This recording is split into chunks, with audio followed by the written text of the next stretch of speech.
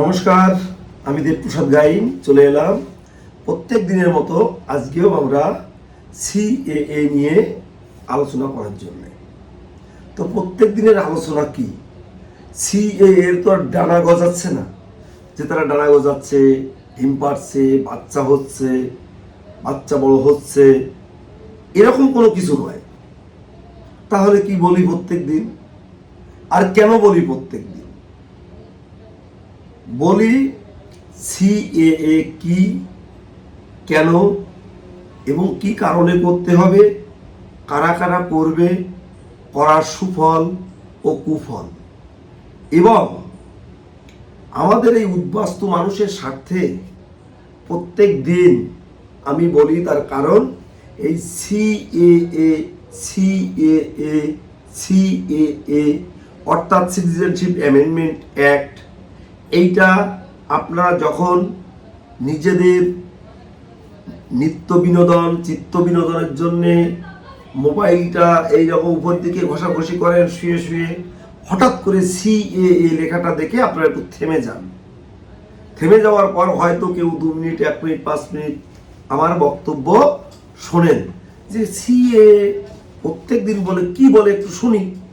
তো শুনতে গিয়ে যখন আপনারা বোঝেন যে আপনাদেরই কথা বলছি, আপনাদেরই স্বার্থের কথা বলছি, আপনাদের ভালোর কথা বলছি, আপনাদের ভালোর জন্য বলছি, তখন অনেকেই আমার কথায় উদ্বুদ্ধ হয়ে আপনারা সিএতে আবেদন করার জন্যে উদ্গ্রীব হন এবং অনেকেই আগ্রহী হয়ে অ্যাপ্লিকেশন করেছেন এবং আমার কথায় আপনারা আবেদন করে এ পর্যন্ত প্রচুর মানুষ আপনারা সিএর মাধ্যমে নাগরিকত্ব পেয়েছেন এবং সেই সার্টিফিকেটের সুফল ইতিমধ্যে পাওয়া শুরু করেছেন। অনেক জায়গায় আমরা জানতে পারছি যে বিডিওরা, বিএলওরা আমাদের এই সিএএ সার্টিফিকেট গ্রহণ করছে না, যে কারণে মানুষ একটু আশাহত হচ্ছে। আমি গুরুকবি অসীম সরকারের সাথে কথা বলেছি, তিনি আমাকে স্পষ্ট বলেছে যে সমস্ত বিএলও, বিডিও এই ধরনের অপকর্ম করছে, আমাদের এই সিটিজেনশিপ সার্টিফিকেটটা নিচ্ছে না, তাহলে কোন বিডিও, কোন জেলার, কোথাকার, তাদের ঠিকানাটা তাকে জানানোর জন্য। ইতিমধ্যে আমি কয়েক জায়গার বিডিওরা এরকম করছে, তার রিপোর্ট আমি করেছি এবং আশা করছি আমাদের উদ্বাস্তু সমাজের বর্তমানে চোখের মণি মন্ত্রী মহাশয় অশোক কীর্তনিয়া, মাননীয়া মন্ত্রী মহাশয়, তার সাথে আমরা আগামী 2-1 দিনের মধ্যেই এই ব্যাপারগুলো নিয়ে আলোচনায় যাচ্ছি। তো তখন কি কি আলোচনা হতে পারে, সম্ভাব্য আলোচনা আমি আপনাদের বলি, আপনাদেরই মনের কথা সেগুলো।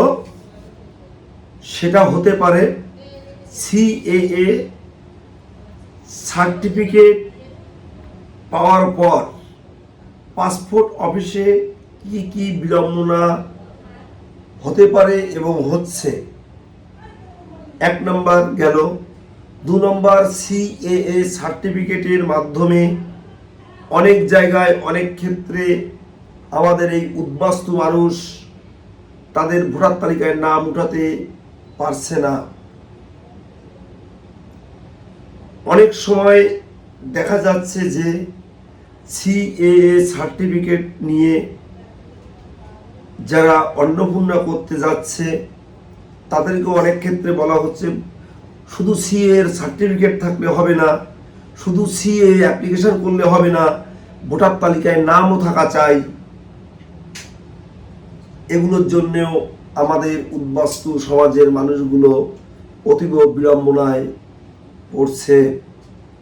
তো এই যে বিড়ম্বনাগুলো দেখা যাচ্ছে, তো সেগুলো মাননীয় মন্ত্রী মহোদয়ের সঙ্গে আমরা কথা বলবো। আমাদের হৃদয়পুরে দাদা, আমাদের পূজনীয় বিজয় কৃষ্ণ দাদা, তার সাথে আমার ইতিমধ্যে কথা হয়েছে। বিজয় কৃষ্ণ দাদা সহ আমরা 4-5 জনের একটা প্রতিনিধি দল আমাদের এই উদ্বাস্তু সমাজের মানুষের কথা বলার জন্যে আমরা মাননীয় মন্ত্রী মহোদয়ের কাছে যাচ্ছি। আপনাদের কথা নিয়েই আমরা যাচ্ছি। জানি তিনি অনেক ব্যস্ত মানুষ, অনেক ব্যস্ততা, তার হাতে অনেক কাজ আছে।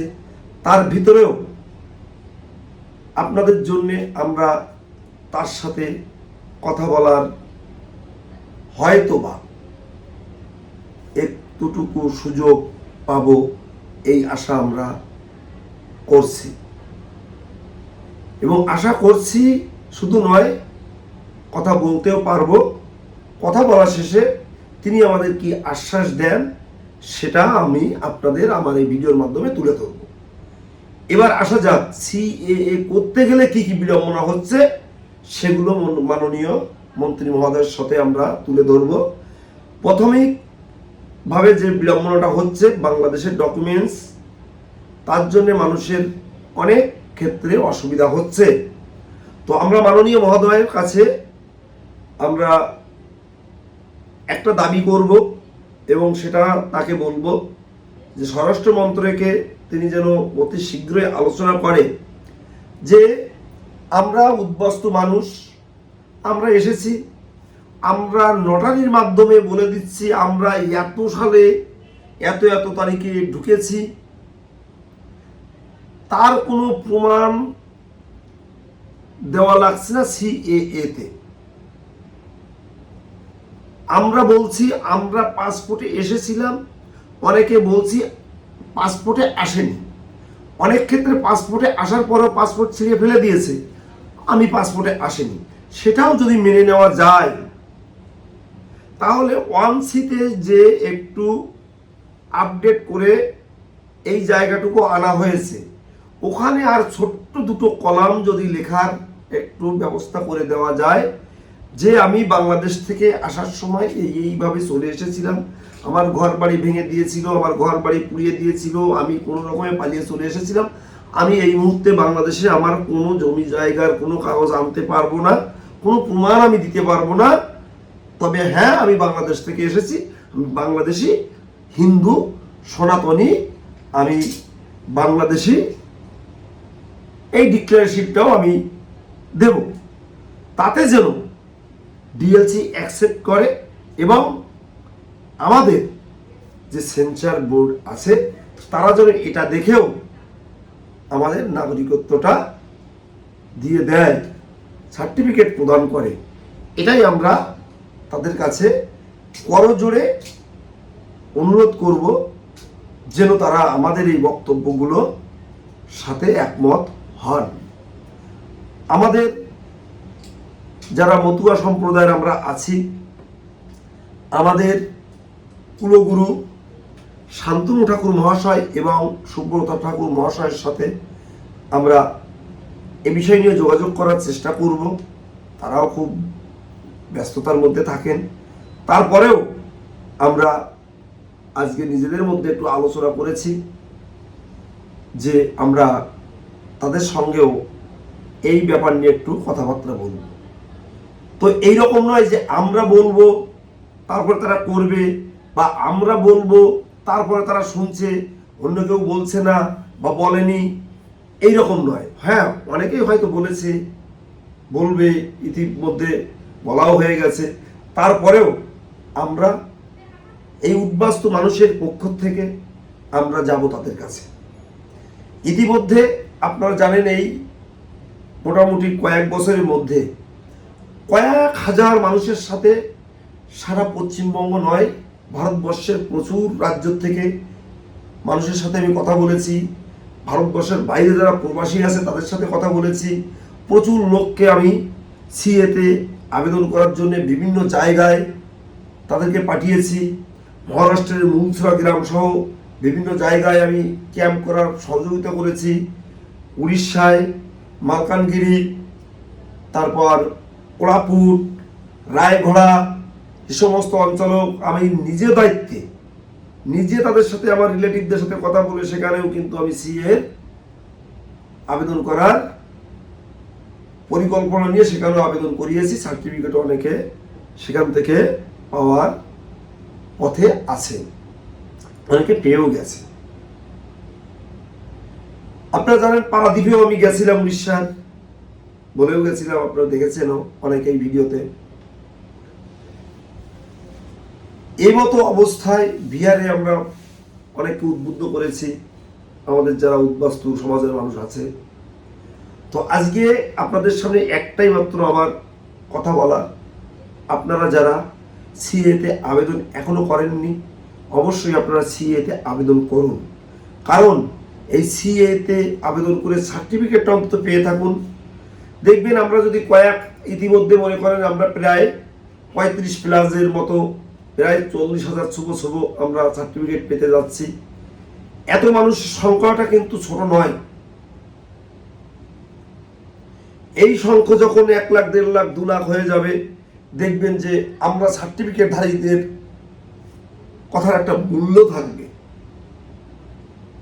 নিয়মে বলেছে যারা সিএ এর মাধ্যমে নাগরিকত্ব পাবে তাদের কোনো ডকুমেন্টস বাতিল করা হবে না। যেমন Aadhaar card, voter card, ration card, PAN card, ব্যাংকের বই, জমির দলিল, এসসি কার্ড, আমরা যা কিছু করেছি সব কাগজ এই আইন একমাত্র বৈধতা দেবে। তাই আপনাদের বলবো আপনারা কেউ ভুল করবেন না, ভুল বুঝে মুখ ঘুরিয়ে থাকবেন না। এই সিএটা কোনো রাজনৈতিক দলের পার্টি অফিস থেকে পরিচালিত হয় না। আপনি তৃণমূল করতে পারেন, বিজেপি করতে পারেন, বিএসপি করতে পারেন, এসইউসিআই করতে পারেন, আরএসপি করতে পারেন, আপনি যে কোনো রাজনৈতিক দল করতে পারেন, যে কোনো রাজনৈতিক দলের মতাদর্শ আপনার ভিতরে থাকতে পারে, কিন্তু আপনি সিএ এর মাধ্যমে নাগরিকত্ব নিন। যেহেতু আপনি পূর্ববঙ্গ অর্থাৎ বাংলাদেশ, পাকিস্তান, আফগানিস্তান থেকে হিন্দু, বৌদ্ধ, খ্রিস্টান, শিখ, জৈন, ফার্সি এই 6 সম্প্রদায়ের মানুষ যদি হন, আপনি অবশ্যই সিএতে আবেদন করবেন। 2014 সালের 31শে ডিসেম্বরের ভিতরকার যদি কোনো ডকুমেন্টস আপনার কাছে থাকে, যেমন Aadhaar card, voter card, ration card, PAN card, ব্যাংকের বই, জমির দলিল ইত্যাদি ইত্যাদি, আর 3টে কোর্ট নটারি, একটি ধর্মীয় সার্টিফিকেট বাংলাদেশ থেকে, হয় আপনার নিজের বা নিজের বাবা, ঠাকুর দাদা, পদদাদা, মা, মায়ের বাবা, তাদের জন্ম সার্টিফিকেট, ভোটার কার্ড, তাদের জমির দলিল, তাদের জমির পর্চা, তাদের স্কুল সার্টিফিকেট, যে কোনো একটা কাগজ নিয়ে আসেন, সিএতে আপনারা আবেদন করতে পারবেন। সার্বিক সহযোগিতা আমরা আপনাদের করব। আপনি ভারতবর্ষের যে কোনো রাজ্যে থাকেন আপনি ফোন করবেন, আমরা আপনাদের সার্বিক সহযোগিতা করব, সিএতে আবেদন করিয়ে দেব, এই গ্যারান্টি আমরা আপনাদের দিলাম। আপনারা পশ্চিমবঙ্গের যে কোনো জেলাতে থাকবেন, কোথায় কোথায় সিএতে আবেদন করছে, কোন জেলার কোথায়, আমার কাছে তাদের ফোন নাম্বার আছে, আমি আপনাদের সহযোগিতা করব এবং প্রত্যেকদিন যেভাবেই আপনাদের পাশে থাকি, সহযোগিতা করি, সেই সহযোগিতা করব। আপনারা সবাই যারা শহর, বন্দর, গ্রাম গঞ্জে প্রত্যেকদিন আমার এই প্রতিবেদন দেখেন, তাদেরকে বলবো আপনারা চ্যানেলটিকে সাবস্ক্রাইব করবেন এবং শেয়ার করে দেশ ও দেশের বাইরের লোককে দেখার সুযোগ করে দেবেন, যাতে এই সমস্ত মানুষগুলো একটু উপকৃত হয়। তো সবাই ভালো থেকো, সুস্থ থেকো, সুন্দর থেকো, এই কামনায় সবাইকে আমার হৃদয়ের ভালোবাসা, অভিনন্দন জানিয়ে আজকের মতো আমার বক্তব্য শেষ করব। তার আগে আমার পূজনীয়দের চরণে রইল আমার প্রণাম।